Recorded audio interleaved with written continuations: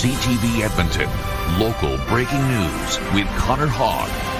Good evening. Local kids and parents are torn on the federal government's proposed social media ban for anyone under the age of 16.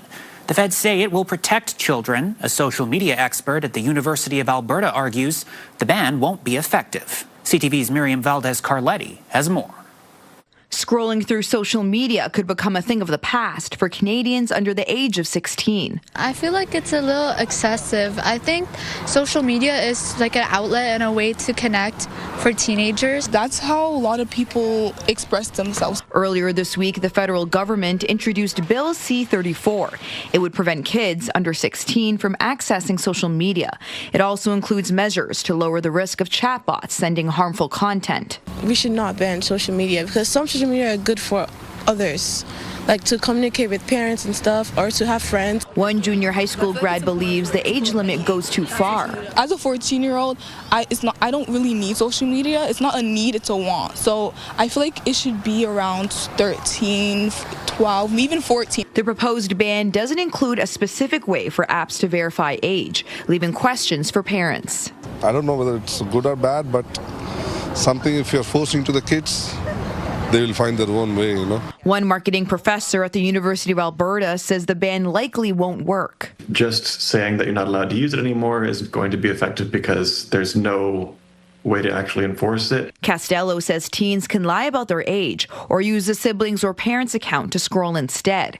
He says parents should reduce a child's screen time by creating incentives. Maybe increasing allowance if you're getting off social media or making certain rewards contingent on getting off or reducing your time spent on social media, maybe concert tickets. Since 2024, a province-wide phone ban in classrooms has helped keep kids off social media. I think it kind of distracting them from their education also, and them seeing things that they're not supposed to see as kicks, you know. The province says it will have more to say once it's completed its review of the proposed bill. It feels government policies should empower parents to have tools to protect their children. Miriam Valdez-Carletti, CTV News, Edmonton. Police and school officials in Camrose are investigating social media posts directed at female students. Officials describe them as deeply concerning and harmful. The posts involve students from Camrose Composite High School. Police and the Battle River School Division say due to privacy laws, they're unable to share the details publicly. They say last week they were alerted to the historical group chat involving several students. They say screenshots of the posts were shared widely. Students and parents have been rallying to send a message that these posts are unacceptable. They also believe the students behind them should face consequences. It makes me feel uncomfortable coming here. It makes me feel like, what if this happens again? Why are our girls feeling unsafe at school? Obvious reasons, but we should be curbing it, stomping on it, squashing it. Police say they don't believe anyone is at risk of physical violence. Both police and the school division say the matter is being taken seriously and steps have been taken behind the scenes, including interventions and supports for all affected parties. The UCP government has filed its appeal against a judge's decision to throw out Stay Free Alberta's Separatist petition. Last month, the court found the province neglected to fulfill its duty to consult First Nations. The province plans to argue the judge made 14 errors in her decision. It will also argue the ruling failed to give weight to the democratic purpose of the petition process. Premier Danielle Smith has said her government is prepared to challenge this ruling all the way to the Supreme Court if necessary. Smith has called the ruling anti-democratic. Alberta's police watchdog is investigating the actions of the Edmonton Police Service. It stems from a letter sent by the chief to the Crown Prosecutor's Office in what some allege was an attempt to interfere in the prosecution of a woman accused of killing an 8-year-old girl. CTV's Amanda Anderson reports. I've been practicing criminal law for over 35 years. I don't remember a case like this ever. The Criminal Trial Lawyers Association filed a complaint about the Edmonton Police Service that's now under investigation by the Alberta Serious Incident Response Team. The CTLA is very pleased to see that the Government of Alberta and ACERT are taking seriously our complaint about the conduct of Megan Hankowich and Chief Dreichel regarding the Ashley Rattlesnake prosecution. It stems from this letter Edmonton's top cop sent to the Alberta Crown Prosecution Service in September. It was our belief that the letter and subsequent press conference in which they attempted to intimidate and extort the Crown Prosecution Service was highly improper, in breach of the Code of Conduct and potentially in breach of several sections of the Criminal Code. EPS heard a plea deal was in the works for Ashley Rattlesnake, who they charged with first-degree murder in the death of 8-year-old Nina Pope-Dumais. They said if the deal went ahead, significant information about the case would be released to let the public decide if justice had been served. A move Paul Morrow says backfired. They had heard a rumor that there was going to be a plea agreement for a guilty plea to manslaughter and a sentence of 8 years.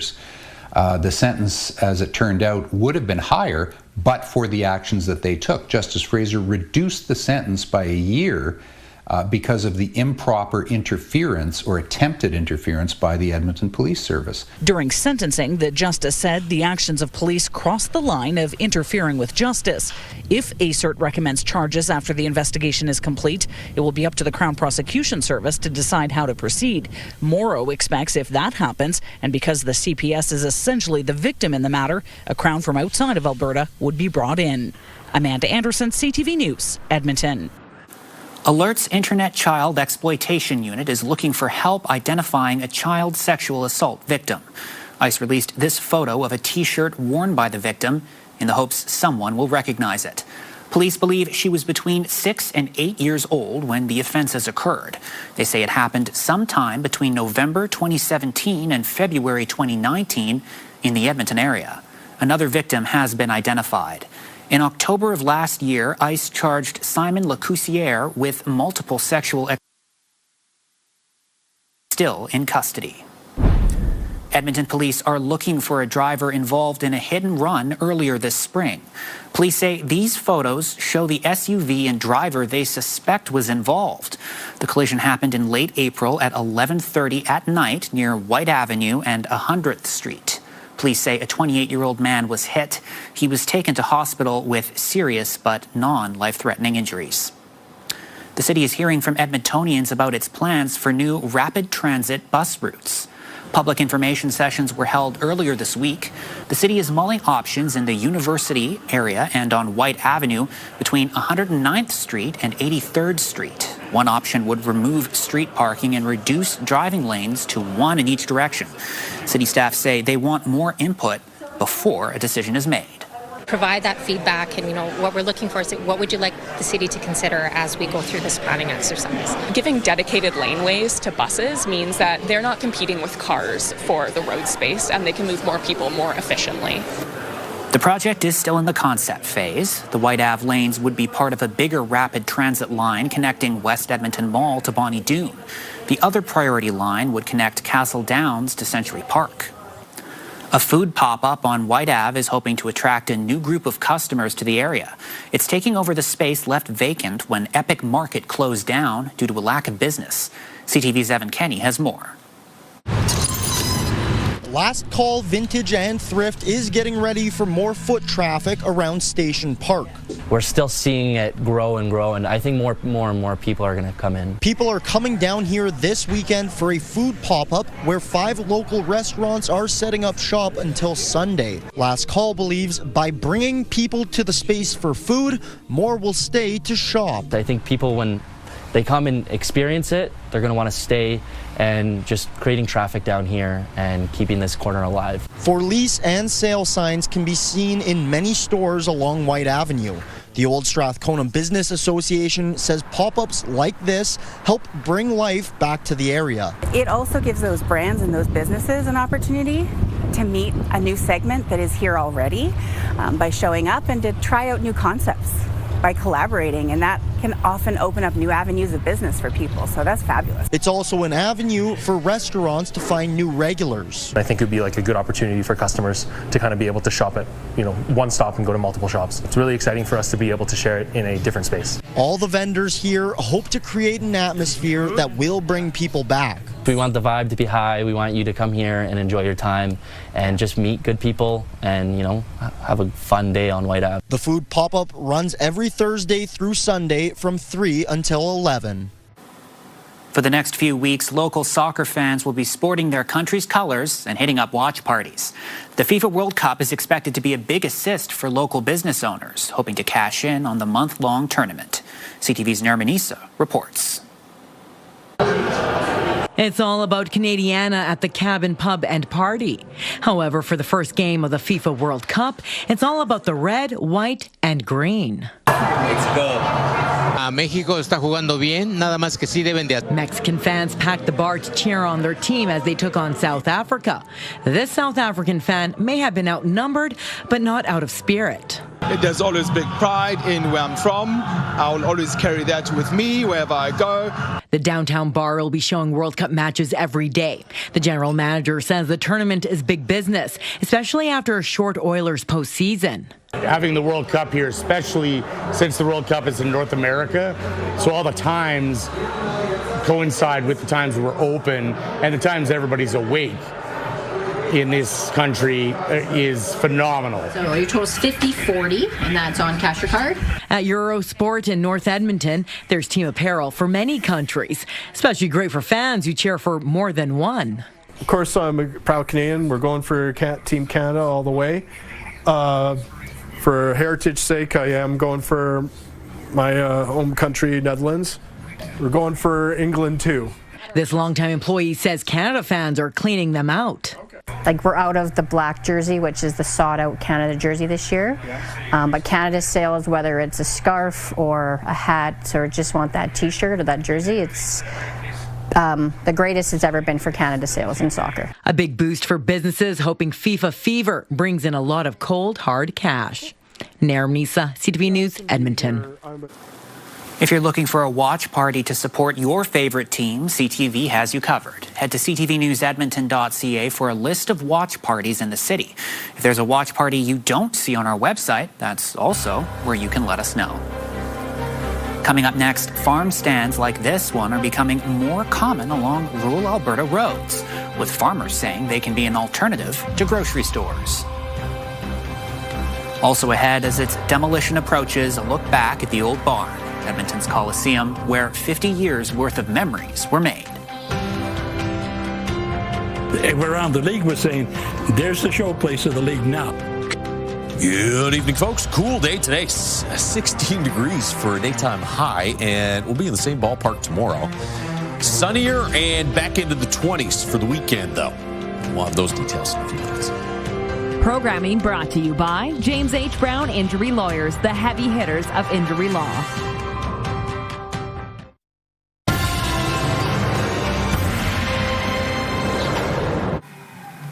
More farm stands are popping up on rural roads across Strathcona County. They offer produce fresh from the farm. CTV's Curtis Goodrum explains how the county has been helping them grow.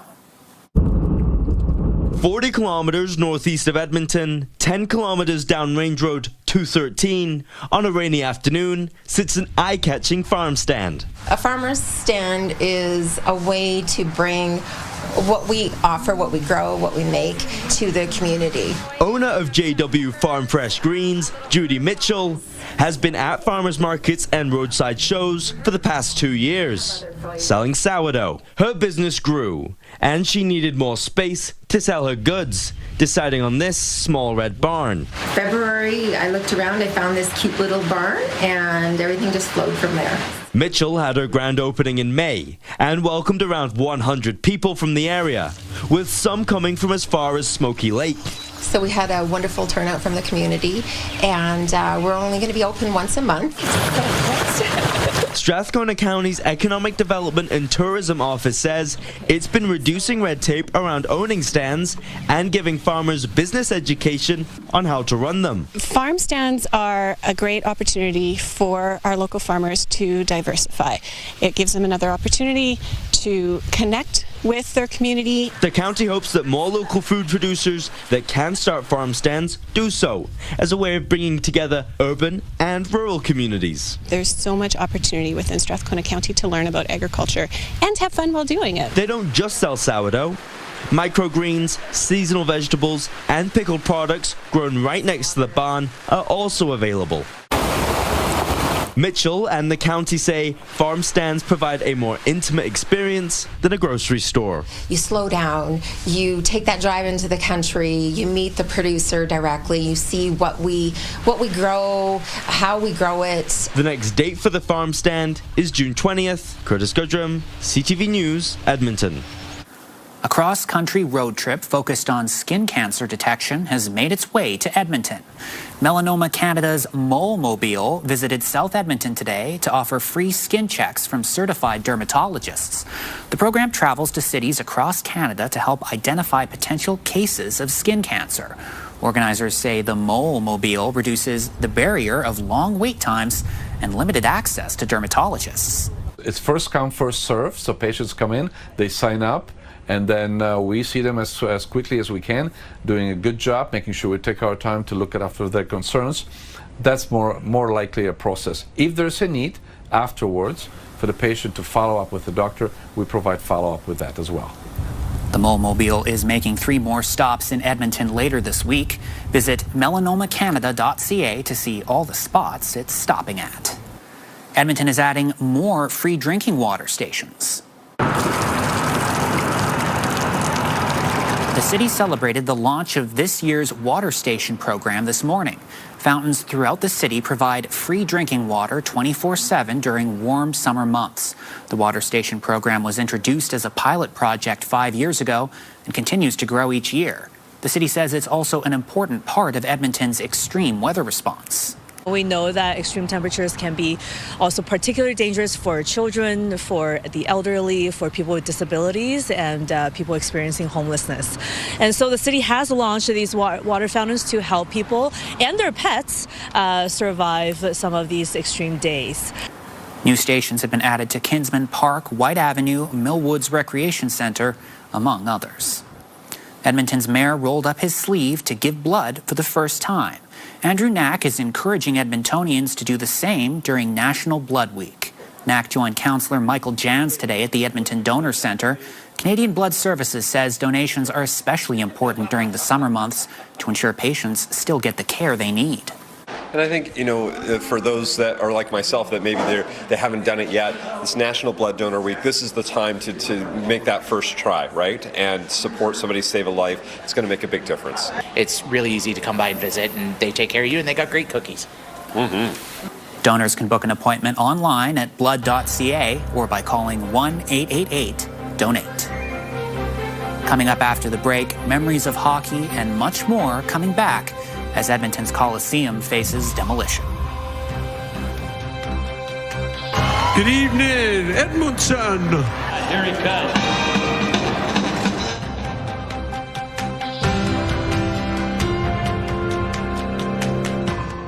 Programming brought to you by the music of Harry Potter with your Edmonton Symphony Orchestra. Learn more at winspearcenter.com.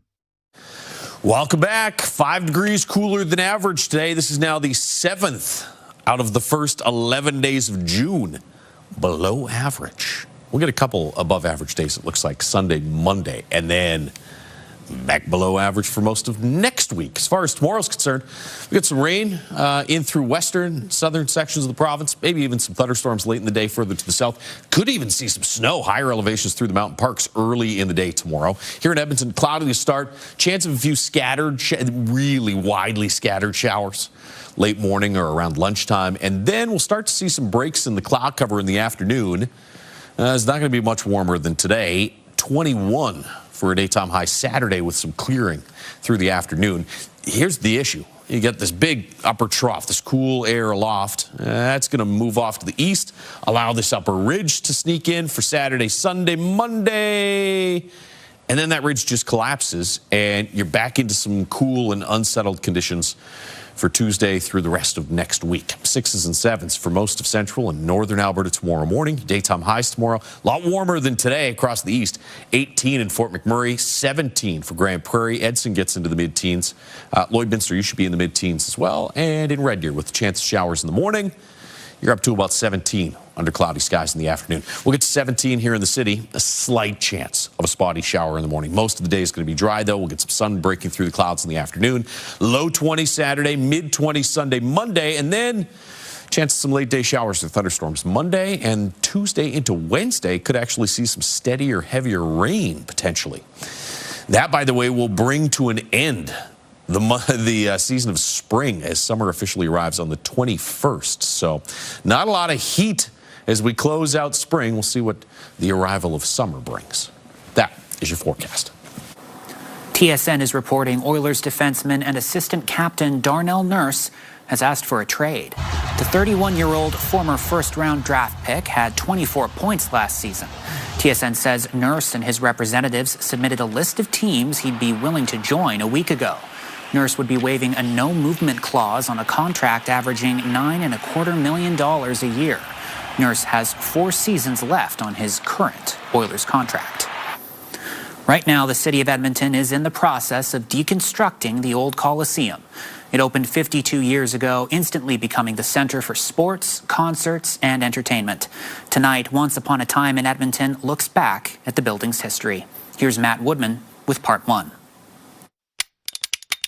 Around the league was saying, there's the showplace of the league now. Construction began on Northland's Coliseum in 1972. It was completed in the fall of 74 and opened on November 10th, although some of the arena's new seats arrived late. So we handed people their seats as they came in and said, take a seat. Fans filled the Coliseum to watch the building's first event, a World Hockey Association game between the Edmonton Oilers and Cleveland Crusaders. The Oilers have won the Stanley Cup. The Oilers eventually joined the NHL, winning 5 Stanley Cups. And the hearts of Edmontonians. Here he comes. The Canadian Finals Rodeo also rounded up fans for more than 40 years. Look at this cowboy. The best cowboys showed off their speed. The louder you cheer, the quicker she'll get here. From And Stony agility. Plain, come on. It's exciting. It's a high. You know, other people do other kind of stuff for it, but I throw steers down for it. Aside from steers, there were plenty of cheers. Good evening, Edmonton. As rock, pop, and country stars filled the stage. Legends like The Hip, David Bowie, and Taylor Swift. Even Luciano Pavarotti. The world-famous tenor did not disappoint when he performed at the Coliseum in 1995. Something you will remember for the rest of your life. This is it. I mean, this is the ultimate in anybody's life.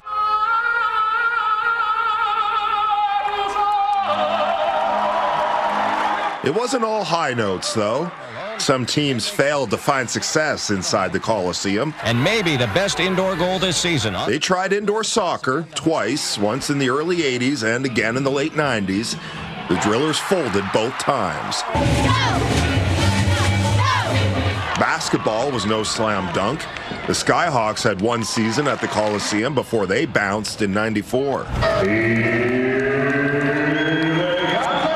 The Sled Dogs also skated away after one season of roller hockey. Watch over, J.J. Hunt. Oh, yes! The AHL Roadrunners filled in at the Coliseum during the 2004-2005 NHL lockout. The team was dropped once the NHL returned. Lacrosse lasted longer. The Edmonton Rush played there from 2006 to 2015. They won the league championship in their final year and then moved to Saskatoon. The original Edmonton Oil Kings played at the Coliseum from 1974 to 76 before leaving Edmonton for Portland. 2, 1. There you go. When Edmonton was granted a WHL expansion team in 2006, the team took up the old name and logo and returned to the Coliseum. Hats off to the Edmonton Oilers. I think somebody like that has to bring this tradition back. In 2016, that tradition found a new home with the Oilers and Oil Kings moving to the new downtown arena, leaving only memories of the old barn and its future up in the air. Tomorrow in part 2, we look back at some memorable international events and what's happened at the Coliseum since everyone left. Well, that's our show for tonight. For the latest news anytime, visit our website, ctvnewsedmonton.ca. Thanks for spending your time here. Have a good night.